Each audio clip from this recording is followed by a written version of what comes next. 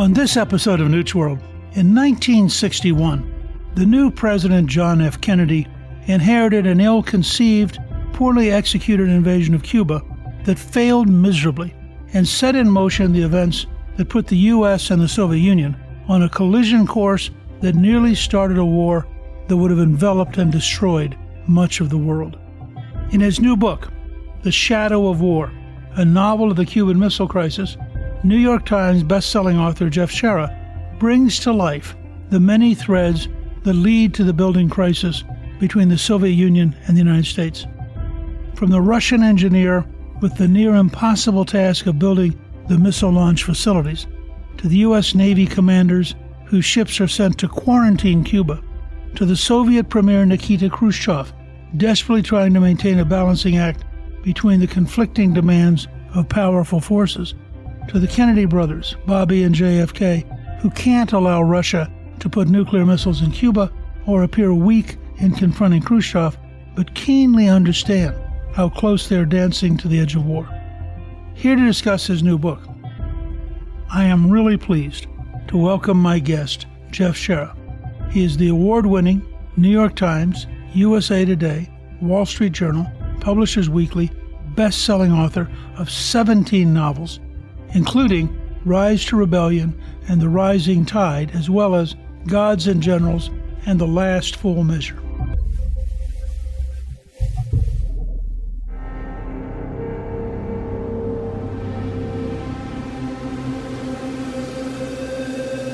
Jeff, welcome, and thank you for joining me on Newt's World. It's my pleasure. Thank you for having me.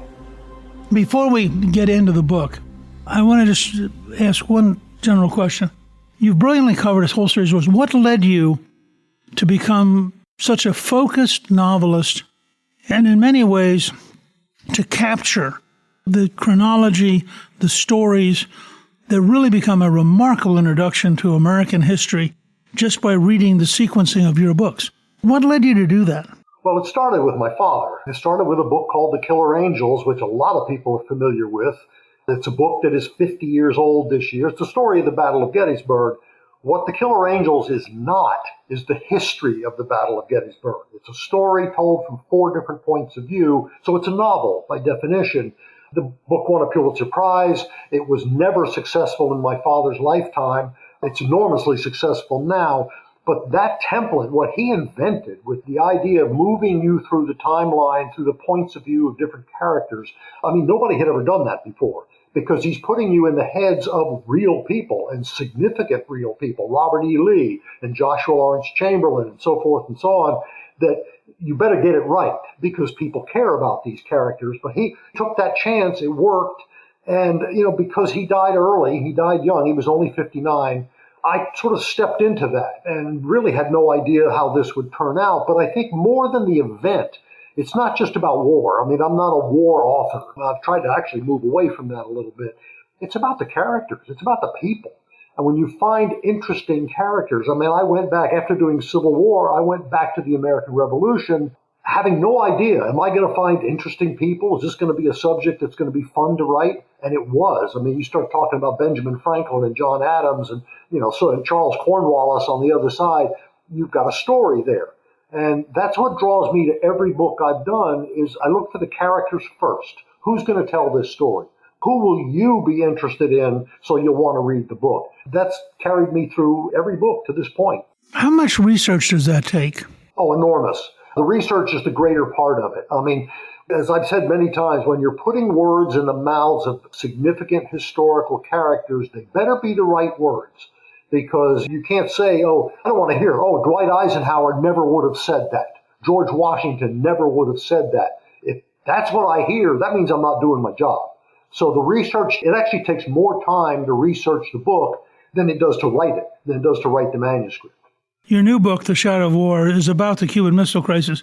And, there's recently been news about a group of Russian Navy ships, including a nuclear-powered submarine, arriving in Cuba. Given the background of this book, what did you make of that? It's not a good thing. I know that. I try to look at it from both points of view.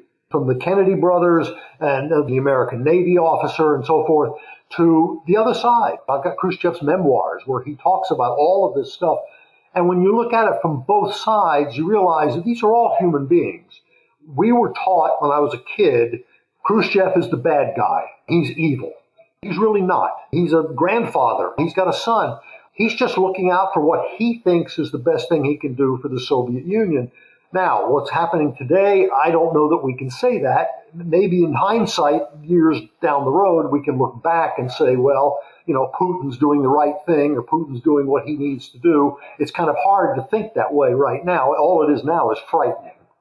When you look at all this, I think it's fascinating that Kennedy arrives, brand new, young president, and the CIA had been given permission by Eisenhower to develop a program to liberate Cuba, partly based on a complete misunderstanding of where the Cuban people were, and that they had this expectation. The anti-Castro people who had fled to Miami were, by definition, convinced that Castro was evil and that therefore the Cuban people would want to throw him out. In a way, the CIA was developing a project which required the United States to provide air superiority and offshore naval gunfire, and required the Cuban people would actually rise up in rebellion when they saw the opportunity. Describe how wrong that was. It is probably the biggest comedy of errors, unfortunate errors in our history. One of the things that the CIA does is they act very territorial about it. This is their plan, and they don't want anybody interfering, in, especially the U.S. military. So the military could have provided them with all kinds of information, logistics, power. I mean, they could have done all sorts of things, but the CIA just was so secretive that when they went into this, it was like having one hand tied behind their back. They just completely fell on their face. And you've got 1,400 Cuban emigres who make the invasion into the Bay of Pigs, and I think 1,100 of them are captured. Some of them are killed. A few escape. But, I mean, it's about as big a disaster for the U.S. prestige, because this is where the phrase plausible deniability comes from. Kennedy is told by the CIA that if anything happens, don't worry about it, because there are so many layers of secrecy that he won't be blamed for any of this. The United States won't be blamed. We'll have plausible deniability. It doesn't work. And so Kennedy has to sort of grovel a little bit before the press and the media and say, look, this was my fault. He's not happy about that. And that leads to a lot of things after that. Part of it is that he sort of eliminates the senior leadership of the CIA. Oh, immediately. Oh, yes. He actually makes the point. This was a quote in the book where he makes a point that he wants to go over to the CIA office with a board with a 2x4 and wreck the place. Yeah, he's not happy. And this is part of the very beginning of his administration. And then he ends up meeting with Khrushchev in Vienna, and Kennedy tries to be reasonable, and Khrushchev interprets that as weakness. Well, and Khrushchev also treats him like a little boy. Khrushchev has very little respect for Kennedy because, first of all, the only thing he knows about Kennedy is the Bay of Pigs. It's a problem. So Khrushchev, and he's sort of the old man here, and he's the one in the catbird seat. So he dictates to Kennedy how this meeting is going to go. Kennedy's got all these grand ideas about how he's going to go there and talk about principles and ideals and all this stuff, and Khrushchev wants nothing to do with that. And so Kennedy feels pretty much like he's been tapped on the head like a little boy when he goes home, and he's embarrassed by that. It's not a positive experience for Kennedy, certainly. But at the same time, I always thought it was very striking that he had the self-awareness to admit to himself that he had failed. Oh, absolutely. I mean, I think his ego doesn't get in the way. And when he comes home from Vienna, he very much is aware that he needs to beef up. He needs to strengthen up, that he is the new kid on the block, and he doesn't know all of the ins and outs of foreign diplomacy and so forth, and he needs to get better at it. And a year later, he does get better at it. One of the things that's very striking in your book is the central role that Bobby Kennedy plays. You really make clear that they're almost inseparable and that President Kennedy relies on his brother far more than anybody else. Well, it's logical that after Bay of Pigs and after the CIA lets him down and he doesn't know who he can trust, that the one person that JFK can trust more than anybody in the world is his brother. And he takes full advantage of that. I used Bobby Kennedy as the point of view when we're dealing with the XCOM, the committee that JFK has to sort of analyze what's going on. I use Bobby because I thought rather than being inside JFK's head, which is complicated. There's a lot of things going on with him that make it tough to use him as a character. But Bobby's dealing with civil rights. I mean, he's the Attorney General, so he's got other things going on. And I wanted to give that perspective on the time we're talking about, that there's a lot more happening here than just Cuban Missile Crisis. You get a sense of how much this absorbs the two of them as the crisis builds and reshapes their entire schedule and their entire focus in a way that's really remarkable. I don't know how this would have turned out if they didn't have each other. They needed each other, and you have Bobby's take on some of the people advising the president, and that take sometimes conflicts with what's happening with the president, but that insight is incredibly important to JFK. He needs that other pair of eyes and the other pair of ears listening to what's happening. The other thing, too, the XCOM meetings, which are about 15 guys typically, and it varies, the number varies, but they meet once a day, twice a day as the crisis gets worse, and Bobby's there. Bobby's in the middle of that. JFK is not. He purposely stays away from most of the XCOM meetings because he doesn't want to be the intimidating force. He doesn't want to be the guy who makes all the decisions sitting right there looking at you. He wants to know everybody's point of view. So he's got Bobby sort of paying attention to that. Who actually ran the meetings? Most of the time it was Dean Rusk. His Secretary of State. Occasionally, and I don't know of any time that Rusk wasn't there, but occasionally it's Robert McNamara. So it sort of makes sense. These are the senior members of the cabinet, and they pretty much take charge of that. I was impressed as a Georgian that you sort of resurrect Dean Rusk as somebody who's really worth respecting and who really, in his own quiet, methodical way, delivered in some very important ways. Well, I think what has happened to Dean Rusk over the years is because he, as you say, he's quiet and methodical, people mistake that for being sort of a zero. For just not doing anything, for having no point of view, no strength. And that is not the case. He's a very important figure. And actually, as a Secretary of State, he's exactly what you want for a Secretary of State. You want somebody who can have intelligent conversations without screaming and yelling anywhere in the world. And that definitely applies to Rusk. You capture at one point in here the reach of the State Department when it's really working, and the number of countries it can touch, the amount it can get done, which it doesn't do often, but when it does, it's pretty darn impressive.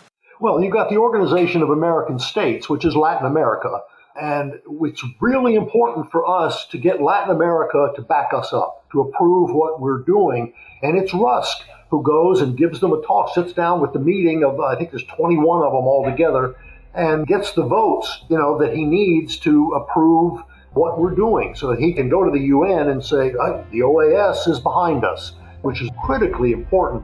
So, there's a good example of what Rusk did and did well.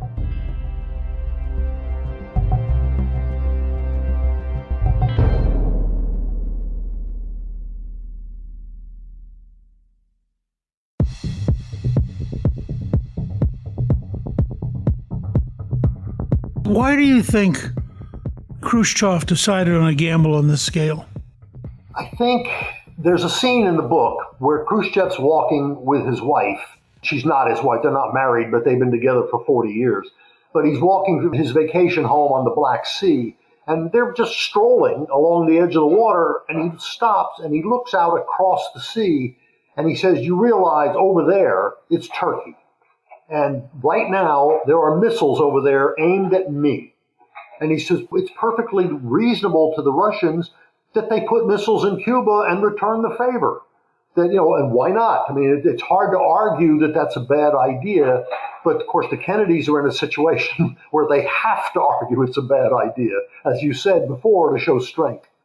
This is very hypothetical, but in your judgment, how would the world have been different if the U.S. had allowed the missiles to be in Cuba? The problem with allowing that is all it takes, and this is true on our side too, all it takes is one hothead. All it takes is the wrong guy who takes power. Unlike the United States, where we have elections every 4 years, in Russia it's nothing like that. It's always a power struggle. Khrushchev comes to power when Stalin dies, because he's the most powerful guy who can garner all of that behind him. But when Khrushchev is gone, who comes next? We don't know. We have no idea. The Russians don't know. And so the fear is that you get a guy who is bluster and who is a little more aggressive and maybe listens to the hawks that are in the Kremlin, because there's one in this story who wants Khrushchev, pushing him, launch the missiles, let's go. And we have one on our side, Curtis LeMay, the Air Force Secretary, who's telling Kennedy, launch the missiles. We don't need that. We don't need that kind of a voice. But how do we know what's going to happen? The other variable is Castro. Who knows what Castro's going to do? The Russians can't stand him. They learn very quickly that Castro can't keep his mouth shut. He shoots his mouth off about what's happening in Cuba. The Spanish language newspapers in Miami are picking this up going, oh, what do you know about this? There's a lot of variables, and I'd like to think the world has a certain amount of sanity. Maybe this is showing, its potential that it doesn't. One of the most important sub-stories is that the Russians had decided that Bobby Kennedy could, in fact, be a backdoor to the president. And so you have a very serious effort by the Russians to reach out to Bobby and to communicate back and forth through Bobby. You capture this very, very well. But it's really one of those amazing moments where if that had not worked, we might have drifted much closer to war. Oh, definitely. What Bobby Kennedy does, he's sort of no-nonsense in the way he speaks, but he also understands diplomacy. He understands what you can say, and if you say this, it means one thing. If you say that, it means something else. So he knows how to be cagey with the Russian ambassador. There's a Russian spy who, this is all true, a Russian spy who makes contact with him as a backdoor to see sort of unofficially, can we talk about this in a whole different way than what JFK can do. To me, that's the most fun part of the story, is to see how that negotiation played out, because it diffused the entire crisis. You have one scene there that I had never heard of, and that's where the Russian submarine commander is seriously considering using a nuclear torpedo and is ordered not to by his flotilla commander. But it's a very tense scene. I candidly did not know that happened. Yeah, I love that scene. I heard about that a few years ago, and then it was like you blow it off because it sounds too apocryphal. It sounds like that's just a little too much Hollywood there. But in fact, it's true. And the Commodore on the submarine with him, there are 3 senior officers on the submarine. All 3 of them have to agree before you can launch. The reason the captain wants to launch, he's not just a hothead. They're trying to reach their home base on the radio, and they get no response. And they keep trying, and they get no response. And the captain convinces himself the war has started. The reason we're not hearing from them, they're gone. So that's when he makes the decision. But of course, the cooler head on the ship, the Commodore, says, you don't know that. It's possible if you launch a nuclear torpedo, you're going to start the war. You're going to start the war we're trying to make sure doesn't happen. And he refuses to let the captain launch the torpedo. Now, in all of this, that may be the biggest what if. What if he had launched, because what he would have done is taken out 2 or 3 American ships at one time and started the war. That's all there is to it. So that's probably as close as we came. Did that show up in somebody's memoir? How did that leak out?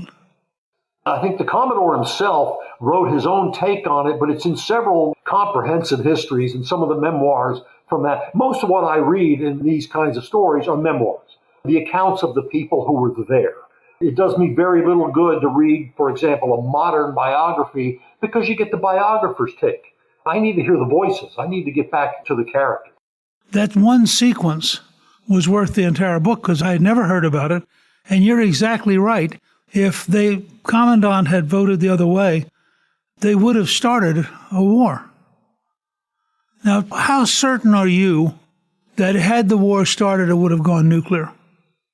If the war had started, let's say that they had fired a nuclear torpedo and taken out 2 or 3 American destroyers, how certain are you that that would have escalated into a genuine nuclear exchange? I don't think it would have been avoidable because, first of all, the voices that are already pushing JFK to engage, to start this war, would have just gotten that much louder. Castro, on the other side, would have probably had the same exact situation. I don't think you have to respond. You have to respond in kind or you look weak. You look helpless. I think everybody on the XCOM would have realized we're in it. This is it. And hopefully we're all going to survive.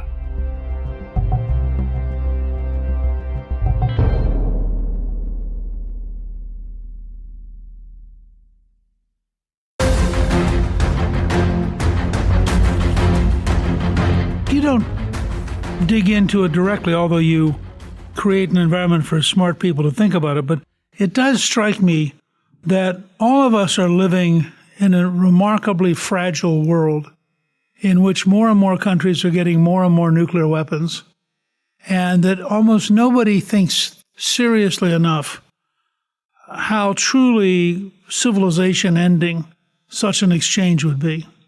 Oh, I think civilization ending is probably understating it. I think the idea of a winnable nuclear war, which was floated by the Joint Chiefs back then, and they actually said, this is amazing. They said, well, we'll lose 20 to 40 million people, but if we obliterate the enemy, then we've won the war. I mean, where that logic comes from, I have no idea. And I can't imagine anybody today is thinking that because, as you say, there are a lot more countries and a lot more nuclear weapons around than there were before. And the frightening thing to me, I'm not as scared of somebody like Putin as I am somebody in Iran or Pakistan or someplace like that, or even Israel for that matter, who decides to solve their problems by eliminating their enemy completely. What does Washington do if Pakistan launches a nuclear missile against India? I don't know. I mean, does anybody know? I'm sure somebody's thought about it. Or North Korea against South Korea. Exactly. One last thing about this book, and then I want to talk briefly about your other works, which are amazing. There's a certain deliciousness, if I can use that word, to the fact that the college teacher in the book is really modeled on your father, and the young boy is really modeled on you. Can you talk just a minute about, because in that sense, this becomes a very personal book about a thing you lived through. Yeah, this is the first book I've done that I'm a character. First of all, that's one of the reasons I wanted to write the book in the first place. I lived it. I was there. And I remember JFK on TV giving his speech. I remember the terror. I mean, I remember the stupidity of the duck and cover in the schools when the teacher would tell you, crawl under the desk, we'll close the curtain, and that'll protect us in the case of nuclear bombs. The idiocy of that is incredible. The guy down the street building the fallout shelter, this concrete block box under the ground, and he's got, 3 kids, and they're going to, all 5 of them are going to sit in this thing that's probably 10 feet square with a lot of food. Don't forget the can opener. And how long do they have to sit there? I remember this at the time. They didn't really talk about what do you do with your sewage? If you survive this nuclear assault, how many years do you have to stay in that fallout shelter? 10? 10,000? I mean, I don't know. I don't think anybody else knew either. But all of that's going on, and of course it just adds to the terror. And one of the reasons I wrote this book, maybe the driving reason, I want young people, not me, I was there. I want people who weren't there to know just how close we came and just how dangerous it can be. And as you said, it's more dangerous today than it was then.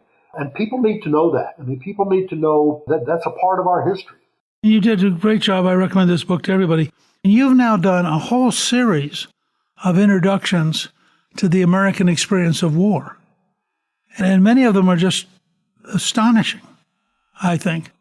Your capture of the Civil War, I don't think it had fully occurred to me how gruesome and how hard the war had become by 1864, and the degree to which it really was beginning to just grind down in terms of every level of people's behavior.